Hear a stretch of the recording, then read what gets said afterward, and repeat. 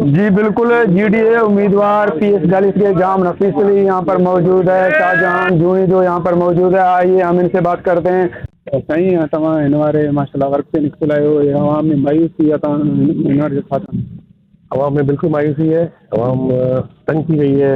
15 साल गाजीपुर पार्टी जो दौर आयो को आवाम खे सहूलियत कोन मिली है। जेको सहूलियत जा पैसा हू भी पाण खाई विया।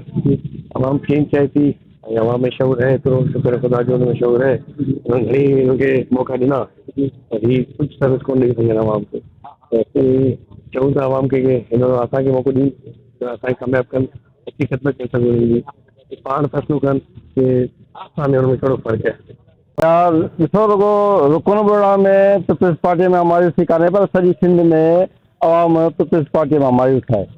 ऐं अवाम जो इहो ई हिकिड़ो ई ऑप्शन आहे जीडीए, पीर साहब पागारो। पीर साहब पागार जी सरबराहीअ में जेका जीडीए आहे उन ते बिल्कुलु अवाम एतमाद करे पई, एतबार करे पई।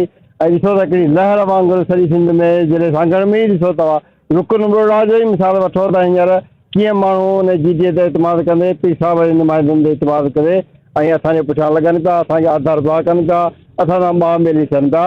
इंशा ताला पीर साहब जो बि इहो ई पंहिंजो प्रोग्राम आहे, असांजो बि इहो वचन आहे त अवाम खे इन मायूसी मां कढंदासूं, पीपल्स पार्टी जी ॼाण मां कढंदासूं, आज़ादु कंदासूं। इंशा ताला माण्हुनि में इन ई अवाम जे हक़नि जे लाइ असां भरपूर जिदोजहद कंदासूं।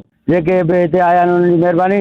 ऐं 290 खान पंहिंजो खान रुकन बुड़ारनि खे उन काल ई खान करे पटको पाराए खान करे इंशा ताला 8 फेबरवरी ते खान ऐं नवाबजाद जाम नफीस अली खान ने सफ़र ठहियो, पर पूरे ज़िले सांगड़ मां हिननि जा तॾा वेड़ कंदासीं।